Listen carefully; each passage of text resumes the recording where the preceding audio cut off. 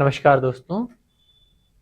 कक्षा 10 के इम्पोर्टेंट प्रश्नों के लिए हम तत्वों के आवर्ती वर्गीकरण को पढ़ रहे थे। उसके हम सेकंड सीरीज को लेकर यहाँ पर ऑब्जेक्टिव प्रश्नों के साथ फिर से उपस्थित हुए हैं। तो चलिए हम स्टार्ट करते हैं। आज का हमारा पहला प्रश्न है, आवर्त सारणी के शून्य समूह का तत्व है। ध्यान रहे, अब हम आवर्त सारणी की बात कर रहे हैं। तो देखिए, हमें दो तरह की आवर्त सारणी अपने सिलेबस में डिस्कस करनी है। पहली जो आवर्त सारणी जो हमें मेंडलीफ के द्वारा दी गई थी वो हमारी पुरानी आवर्त सारणी, और दूसरी आवर्त सारणी जिसे हम आधुनिक आवर्त सारणी के रूप में पढ़ते हैं वो हमें हेनरी मोजले नामक वैज्ञानिक के द्वारा दी गई, वो उसे हम आधुनिक आवर्त सारणी के रूप में पढ़ते हैं। ठीक है, तो आधुनिक आवर्त सारणी जो हेनरी मोजले के द्वारा दी गई, उन्होंने तो हमें कहा कि आवर्त सारणी में 7 क्षैतिज रेखाएं होती हैं और इन 7 क्षैतिज रेखाओं को हम आवर्त कहते हैं, और 18 वर्टिकल या ऊर्ध्वाधर रेखाएं होती हैं, जिन 18 ऊर्ध्वाधर रेखाओं को हम वर्ग कहते हैं। तो 7 आवर्त और 18 वर्ग आधुनिक आवर्त सारणी में पाए जाते हैं। वहीं इनसे पहले जो आए थे मेंडलीफ, उन्होंने आवर्त सारणी को बताया, लेकिन उन्होंने आवर्तों की संख्या तो उसमें कही 7, लेकिन आवर्त के लिए इन्होंने कहा कि भाई 0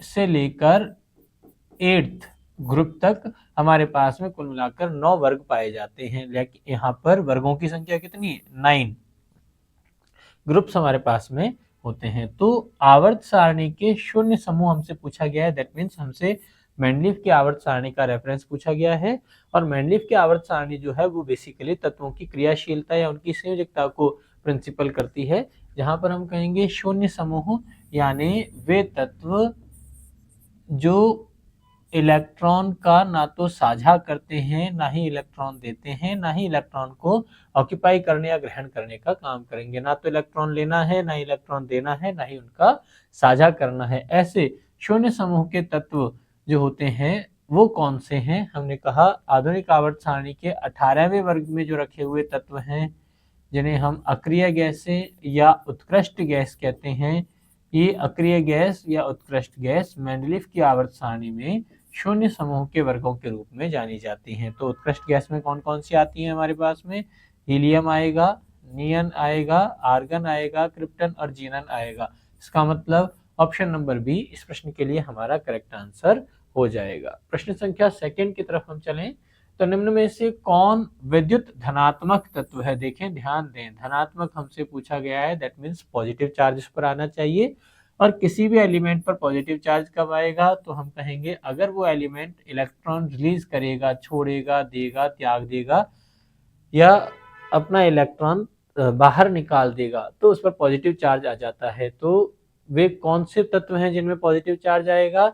हम कहेंगे इलेक्ट्रॉन त्यागने का जो गुण होता है वो धातुओं का गुण है। यानी हमें इन सभी ऑप्शन में से वो ऑप्शन सही करेक्ट चूज करना है जो धातु है। तो हम जानते हैं दैट कार्बन, फास्फोरस, क्लोरीन ये तीनों धातुएं नहीं हैं, लेकिन एलिमेंट एनी जो सिंबल है वो सोडियम को रिप्रेजेंट कर रहा है, और सोडियम हमारी क्या होती है? धातु होती है। जहां सोडियम के बारे में हमने पढ़ा भी हुआ है कि सोडियम जो धातु है इसे हम आसानी से काट सकते हैं, चाकू के द्वारा इसे काटा जा सकता है। प्लस इसकी क्रियाशीलता उच्च होने के कारण हम इसे क्या करेंगे? कैरोसिन में डुबो कर रखते हैं, जिससे वायुमंडलीय ऑक्सीजन के साथ में इसका कांटेक्ट खत्म हो जाता है। चलिए नेक्स्ट प्रश्न की तरफ देखें। प्रश्न संख्या 3, निम्न में से कौन सा उपधातु है? देखें, सबसे पहली बात, उपधातु क्या होती हैं? इन्हें हम मेटलॉइड के नाम से भी जानते हैं। तो हम कहेंगे कि आवर्त सारणी के जो सबसे बाईं ओर वाले तत्व हैं ये हमारे होते हैं धातुएं, और सबसे दाईं ओर वाले जो तत्व हैं वो हमारी होती हैं अधातुएं।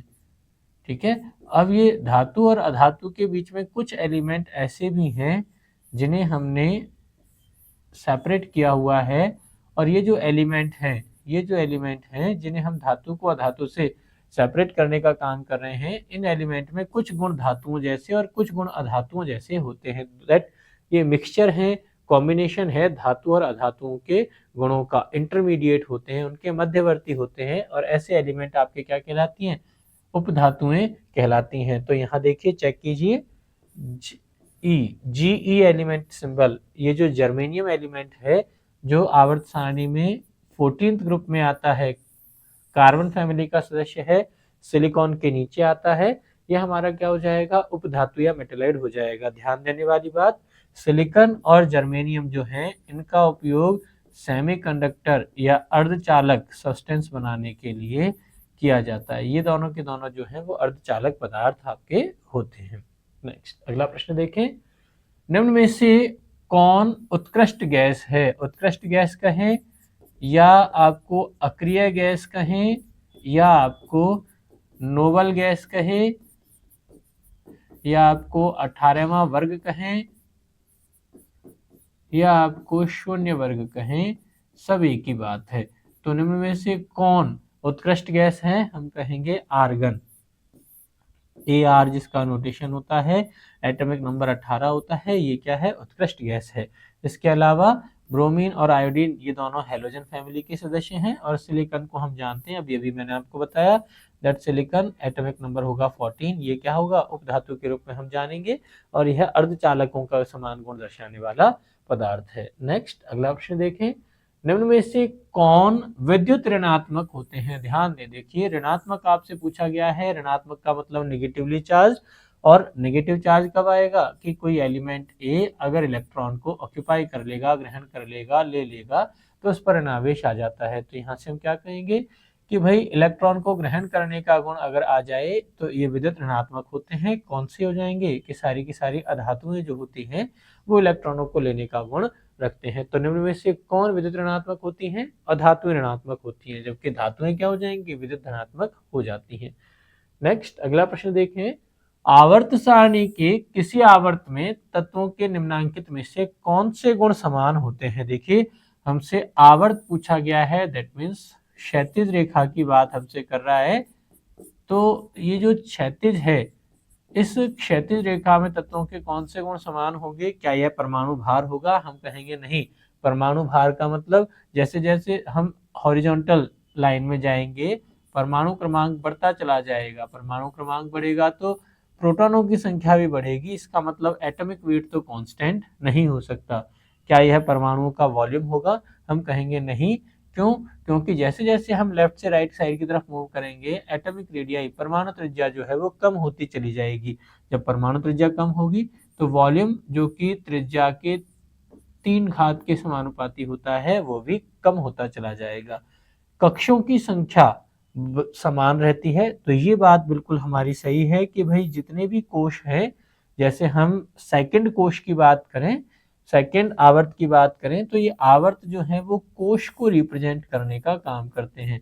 यानी पहले आवर्त का मतलब पहला कोश, दूसरे आवर्त का मतलब दूसरा कोश, तीसरे आवर्त का मतलब तीसरा कोश, यानी इलेक्ट्रॉन जो है वो इन पहले दूसरे तीसरे कोशों में समान भरा जा रहा है। तो कक्षों की संख्या या कोशों की संख्या समान रहती है। आवर्त सारणी के किसी आवर्त की अगर हम बात करें तो उसमें क्या होगा, ऑप्शन नंबर सी हमारे लिए करेक्ट आंसर रहेगा। संयोजकता इलेक्ट्रॉन, अगर संयोजकता इलेक्ट्रॉन हमारा आंसर होता कब, जब हमें यहाँ आवर्त की जगह वर्ग पूछा जाता है, यानी किसी वर्ग में तत्वों के क्या समान रहते हैं, संयोजकता इलेक्ट्रॉनों की संख्या समान रहती है। लेकिन आवर्त पूछा हुआ है इसलिए हम क्या कहेंगे, करेक्ट आंसर हमारा हो जाएगा ऑप्शन नंबर सी। नेक्स्ट अगला प्रश्न देखें, आवर्त सारणी में एक टेढ़ी मेढ़ी रेखा धातु को अधातु से सेपरेट करती है, धातु को अधातु से क्या करती है, सेपरेट करती है। इस रेखा पर आने वाले तत्व क्या कहलाते हैं? तो हमने कहा आवर्त सारणी में जो दाईं ओर हैं वो हमारी होती हैं अधातुएं, जो राइट हैंड साइड पे हैं वो हमारी हैं अधातुएं, और जो लेफ्ट हैंड साइड पे हैं वो हमारी होती हैं धातुएं। और धातुओं को अधातुओं से सेपरेट करने के लिए एक जिगजैग लाइन, एक टेढ़ी मेढ़ी रेखा जो हमने आवर्त सारणी में बीच में प्लॉट कर रखी है, ये क्या रिप्रेजेंट कर रही है, ये रिप्रेजेंट करती है उपधातुओं को, मेटलॉइड को रिप्रेजेंट करने का काम करेगी। दैट ऑप्शन नंबर डी इस प्रश्न के लिए हमारे पास में करेक्ट आंसर हो जाएगा। अगला प्रश्न देखें, आवर्त सारणी के वर्ग 17 के तत्व क्या कहलाते हैं? तो देखिए हमने कहा आवर्त सारणी के वर्ग 17 में हमारे पास में फ्लोरीन, क्लोरीन, ब्रोमीन और आयोडीन जैसे एलिमेंट आते हैं, और इन तत्वों का कॉमन नाम हम कह देते हैं हैलोजन तत्व या हैलोजन परिवार के तत्व। वर्ग 18 के जो तत्व हैं इसमें हमारे पास हीलियम, नियन, आर्गन, क्रिप्टन जैसे तत्व आते हैं, जो अक्रिय होते हैं, इसी वजह से इन्हें हम अक्रिय गैसें या उत्कृष्ट गैसें कह देते हैं। इसी प्रकार वर्ग संख्या 1 और वर्ग संख्या 2 के जो तत्व हैं, इन्हें भी क्रमशः क्षार धातुएं और क्षार मृदा धातुएं कहा जाता है। वर्ग संख्या 1 के तत्व को क्षार धातुएं और 2 के तत्व को क्षार मृदा धातु हम लोग कह देंगे। तो आवर्त सारणी के 17वें वर्ग के तत्व क्या कहलाएंगे? हैलोजन फैमिली कहलाते हैं। क्षारीय धातु कौन सी? पहले वर्ग के तत्वों को हम कहेंगे क्षारीय पार्थिव तत्व, ये आपके सेकंड ग्रुप के एलिमेंट हो जाएंगे। और संक्रमण तत्व जो हैं वो वर्ग संख्या 3 से लेकर के 11 तक के तत्व होते हैं, उन्हें अपन ट्रांजिशन मेटल एलिमेंट या संक्रमण धातुएं कह देते हैं।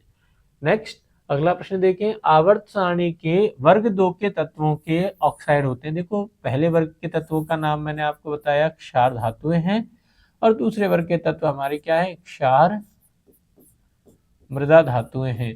तो अब ये क्षार मृदा धातुएं हैं, यानी हम कह सकते हैं कि इनका नेचर क्या हो जाएगा? अल्कलाइन नेचर हो जाएगा। इनकी प्रकृति क्या हो जाएगी? क्षारकीय प्रकृति हो जाएगी। तो ऑप्शन नंबर सी हमारा इसका करेक्ट आंसर रहेगा। वैसे भी मैंने आपको बताया ऑक्साइड अगर किसी धातु के बने हुए हैं तो आवर्त सारणी में जो बाईं ओर वाली एलिमेंट्स के ऑक्साइड हैं वो सारे के सारे होंगे क्षारीय, और जो राइट वाली यानी दाईं ओर वाली मेटल्स के ऑक्साइड हैं वो सारे के सारे ऑक्साइड हो जाएंगे क्या? अम्लीय। तो बाईं ओर आपके सारे ज्यादातर धातुएं हैं, तो धातुओं के ऑक्साइड क्षारीय होते हैं, और राइट हैंड साइड पे आपकी ज्यादातर नॉन मेटल से धातुएं हैं, उनके ऑक्साइड अम्लीय प्रकृति के हो जाते हैं।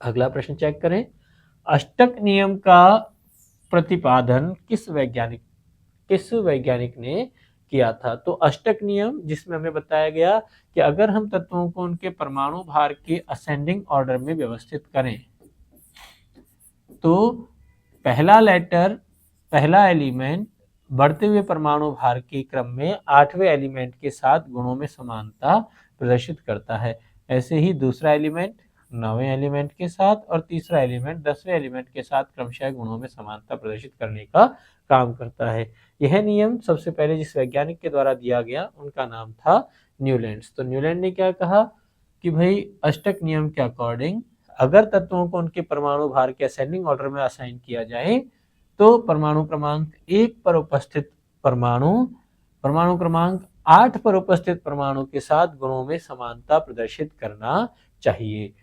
नेक्स्ट अगला प्रश्न देखें, प्रश्न संख्या 11, आवर्त सारणी में सबसे अधिक मोस्ट आपसे पूछा हुआ है विद्युत ऋणात्मक तत्व। तो हम कहेंगे भाई सबसे अधिक पूछा है और विद्युत ऋणात्मक पूछा है, इसका मतलब दिया गया तत्व एक अधातु होनी चाहिए, और विद्युत ऋणात्मक है तो सबसे दाईं ओर उपस्थित होनी चाहिए। तो यहाँ चेक करें, देखो सल्फर ये 16वें वर्ग का तत्व है, कार्बन यह 14th ग्रुप का एलिमेंट है, क्लोरीन और फ्लोरीन ये भी आपके 17वें वर्ग के तत्व हैं, जिसमें पहले फ्लोरीन और बाद में क्लोरीन आता है। तो हम कहेंगे दैट फ्लोरीन जो है वो आवर्त सारणी का सबसे अधिक इलेक्ट्रोनेगेटिव एलिमेंट या विद्युत ऋणात्मक तत्व आपका होता है। नेक्स्ट अगला प्रश्न देखें, बोरॉन एवं एल्यूमिनियम आवर्त सारणी के किस वर्ग के तत्व हैं?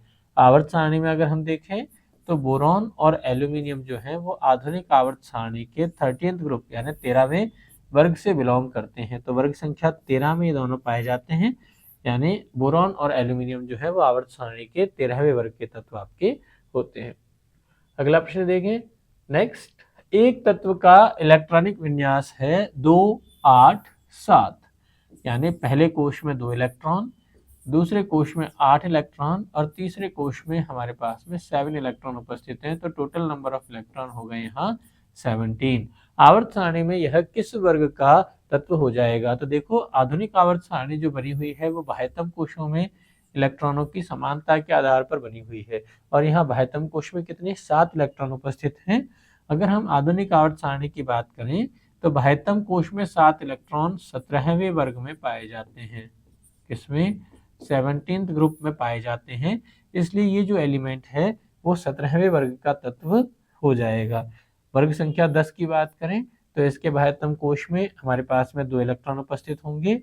वर्ग संख्या 12 की बात करें तो यहाँ पर भी 2 इलेक्ट्रॉन उपस्थित होंगे, लेकिन अंतः कोश में इलेक्ट्रॉन भरा जाता है। वर्ग संख्या 13 की बात करें तो इसके बाह्यतम कोश में 2 + 1 यानी 3 इलेक्ट्रॉन उपस्थित होते हैं और वर्ग संख्या 17 के पास में बाह्यतम कोश में 7 इलेक्ट्रॉन उपस्थित होते हैं, जिसमें क्रमशः फ्लोरीन, क्लोरीन, ब्रोमीन और आयोडीन एलिमेंट हमारे पास में आते हैं। क्या नाम है इस परिवार का? कॉमन नेम में हम इसे हैलोजन परिवार कह देते हैं।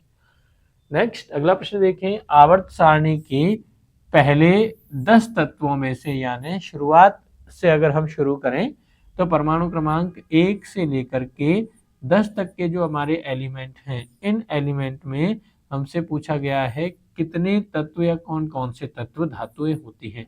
देखिए अगर हम पहले एलिमेंट को देखें तो यह हाइड्रोजन है, सेकंड नंबर पे हीलियम, फिर हमारे पास में लिथियम और बेरिलियम आते हैं, फिर हमारे पास में बोरॉन, कार्बन और नाइट्रोजन आएंगे, फिर ऑक्सीजन, फ्लोरीन और नियॉन हमारे पास में आते हैं। तो ये आवर्त सारणी के पहले से लेकर 10वें तत्व हमारे पास में है और हमसे पूछा गया है कि 1 से लेकर 10 के जो तत्व हैं इनमें कौन कौन सी धातुएं हैं। तो हम जानते हैं दैट लिथियम और बेरिलियम केवल ये 2 धातुएं तत्व होती हैं जिन्हें क्रमशः क्षार धातु और क्षार मृदा धातु वाले वर्ग संख्या 1 और 2 में प्लेस किया गया है।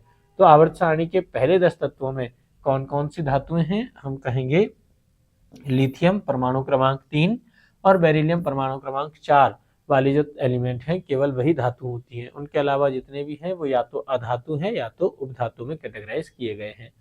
अगला प्रश्न देखें। एक तत्व का इलेक्ट्रॉनिक विन्यास ही हमें दे दिया 2 8 7 है। ठीक है, 2 8 7 यानी इसके पहले कोश में 2 इलेक्ट्रॉन है, दूसरे कोश में 8 इलेक्ट्रॉन है, तीसरा कोश जो अभी अपूर्ण है उसमें 7 इलेक्ट्रॉन उपस्थित हैं। इस तत्व की परमाणु संख्या कितनी होगी? तो देखिए यहाँ पर हमें कहा गया है कि इस तत्व पर किसी प्रकार का कोई आवेश मेंशन नहीं किया हुआ। जब आवेश नहीं है तो हम कहेंगे इस तत्व का आवेश है 0 और तत्व का आवेश 0 यानी उदासीन एलिमेंट जो है उसके लिए हम जानते हैं जितने उसमें इलेक्ट्रॉन होंगे उतने ही उसके पास प्रोटॉन होंगे। तो इलेक्ट्रॉनों की संख्या कितनी? 17। यहाँ से हम कहेंगे प्रोटॉनों की संख्या भी कितनी होगी? 17 हो जाएगी। जितने इसके पास प्रोटॉन होंगे वही इसका परमाणु क्रमांक भी हो जाएगा। क्यों? क्योंकि अगर हम एलिमेंट का सिंबल देखें तो हमारा होता है ZXA और Z क्या रिप्रेजेंट कर रहा है? परमाणु क्रमांक या नाभिक में उपस्थित प्रोटॉनों की संख्या को प्रदर्शित कर रहा है। तो 17 अगर परमाणु क्रमांक है तो प्रोटॉनों की संख्या भी कितनी हो जाएगी? 17 हो जाएगी और इलेक्ट्रॉनों की संख्या भी कितनी हो जाएगी? 17 हो जाएगी। यानी प्रश्न का सही उत्तर आपका हो जाएगा ऑप्शन नंबर सी। अगला प्रश्न देखें। एक तत्व का इलेक्ट्रॉनिक विन्यास है 2 8 7 यानी पहले कोश में कितने इलेक्ट्रॉन? 2 इलेक्ट्रॉन, दूसरे कोश में कितने इलेक्ट्रॉन? 8 इलेक्ट्रॉन और तीसरे कोश में कितने इलेक्ट्रॉन? 7 इलेक्ट्रॉन है।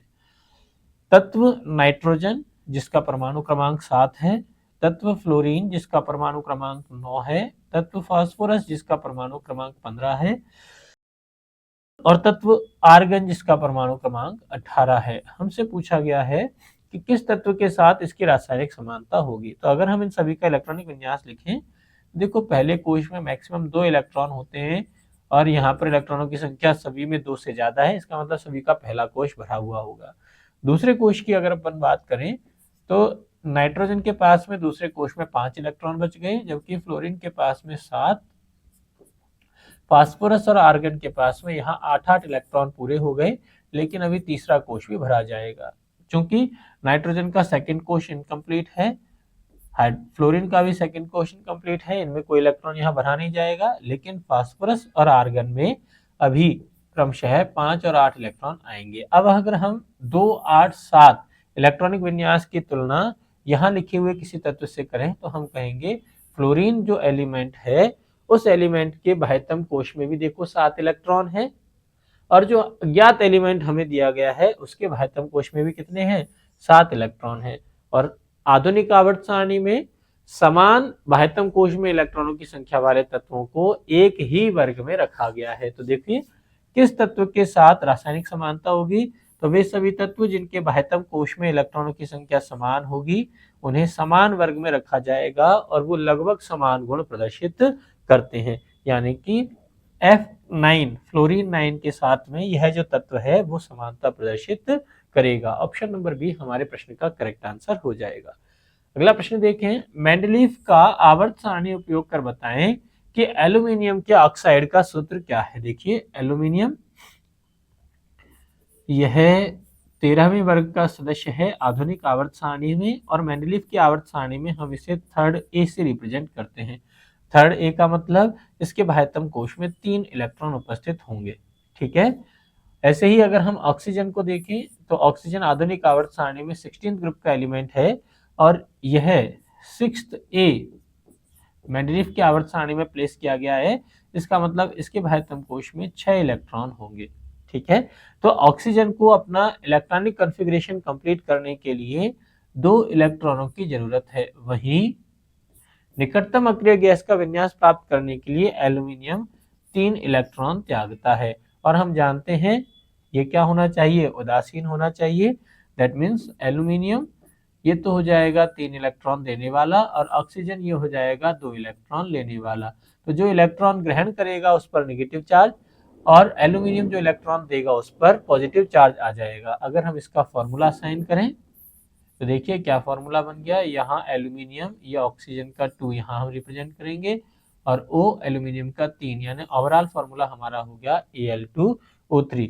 तो करेक्ट आंसर हमारे पास हो जाएगा प्रश्न संख्या 13 के लिए Al2O3, ऑप्शन नंबर सी।